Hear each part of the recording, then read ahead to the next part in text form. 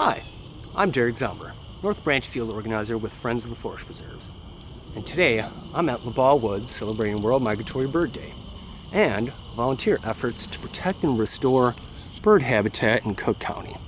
Behind me is the North Branch of the Chicago River, which has probably always been an important travel corridor for migrating birds.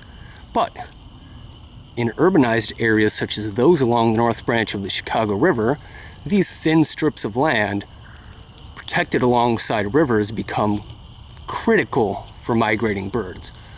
Over 1,000 species of plants and wildlife have been documented at LaBagh Woods.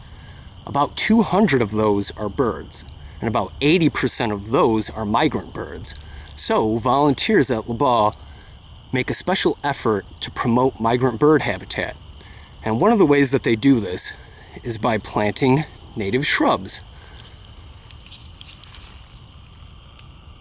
such as this dogwood, or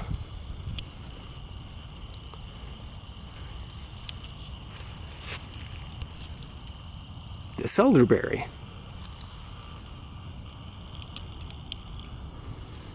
Now you may be wondering why they're in cages, and that's because we need to protect them from hungry deer, which are one of the biggest reasons why these shrubs are no longer surviving on this site on their own.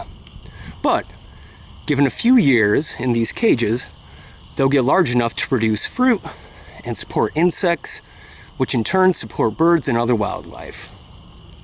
And they'll also provide complex canopy structure that is preferred by many migrant birds, such as warblers.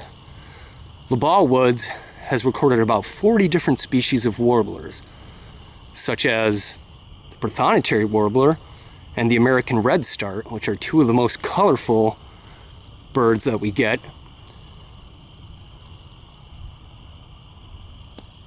Right now it's a little bit cold and I'm not hearing much, but I've seen a few black and white warblers today, and some thrushes.